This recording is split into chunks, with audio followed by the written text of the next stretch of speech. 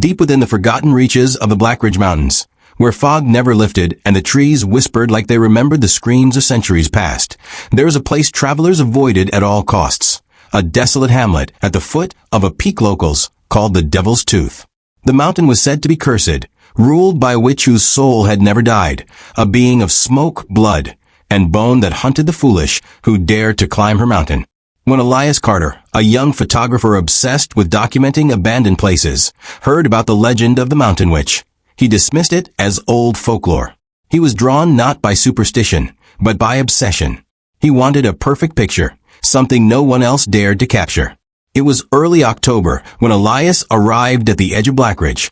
The villagers warned him not to go beyond the stone bridge at dusk, their eyes hollow with ancient fear. One old man, hunched and trembling, grabbed Elias's wrist and whispered, "If she calls your name, don't answer, boy. Don't even breathe." Elias only smiled and drove on, the sound of the man's warning fading beneath the hum of his engine. By the time he reached the mountain base, the world around him was already suffocating beneath a heavy mist. He set up camp near an old trail marked with decayed wooden signs carved in symbols he didn't understand. At nightfall, the forest came alive, not with animals, but with whispers. They slid between the trees, soft and cold, curling around his tent. At first, he thought it was wind, but then he heard it, his name, whispered with a tone too familiar, too intimate. Elias. The sound made his blood freeze. He turned on his flashlight and stepped outside, but the fog swallowed the beam like it was nothing. For a moment, he saw something move between the trees, a figure tall and thin, her skin stretched pale like candle wax, her eyes hollow pits of shadow. She tilted her head and smiled, her teeth sharp as broken glass. Elias ran back inside the tent, trembling. When morning came, he found strange footprints circling his camp, bare feet deep in the mud, leading toward the mountain path. Driven by both terror and curiosity, Elias decided to go up. The path wound through twisted pines and dead undergrowth. The air grew colder, heavier, as if the mountain itself were breathing. Halfway up he found ruins, stone houses split by roots, wooden beams blackened with age. He entered one, camera in hand. Inside were symbols carved into the walls, hundreds of them, all spiraling toward a central figure etched in black, a woman with long hair and no face. Beneath it were words in a language that looked burned rather than written. His camera flickered as if the air drained its battery. And then something whispered behind him again. "Elias." He turned, and there she was. The same pale woman, her body contorted, crawling across the ceiling like a spider. Her mouth opened far too wide, stretching to her ears, and the air filled with the smell of rot. Elias stumbled backward and ran. The forest around him shifted. Paths that led upward now twisted back into darkness. The fog grew thicker until he couldn't see his own hands.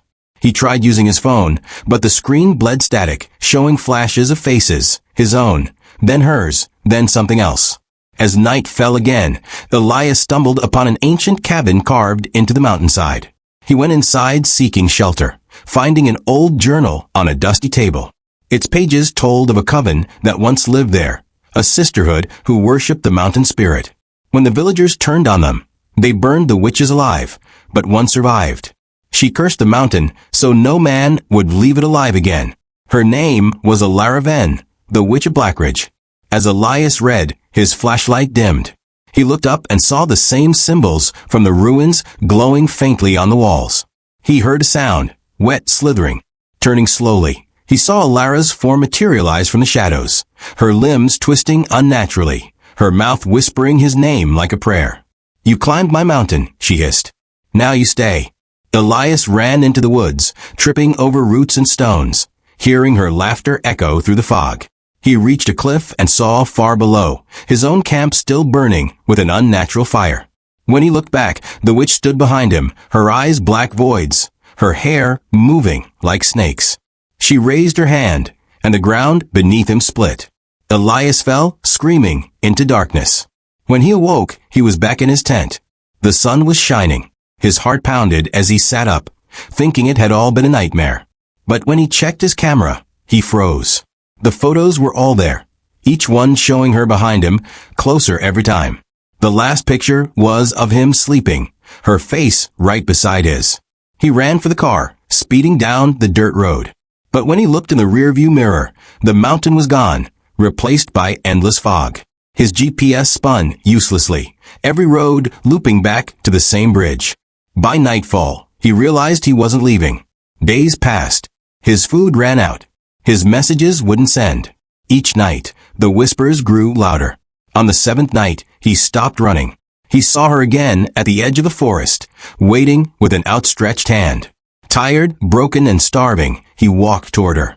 Witnesses later claimed they saw strange lights on the mountain that night, green fire flickering between the trees. When a rescue team arrived weeks later, they found Elias's car abandoned, the seats covered in mud and blood. The camera lay on the dashboard, still recording. The final frame showed Elias's face, pale and smiling, his eyes black and empty. Behind him stood a figure with long, tangled hair, whispering into his ear. The villagers say the mountain which claimed him made him part of her curse. Now, when the fog rises over Blackridge, travelers swear they can hear a man's voice whispering in the mist, calling them by name. And if you ever stand at the foot of Devil's Tooth and hear someone whisper yours, don't answer. Don't even breathe. Because the mountain which listens, and once she knows your name, she will never let you leave.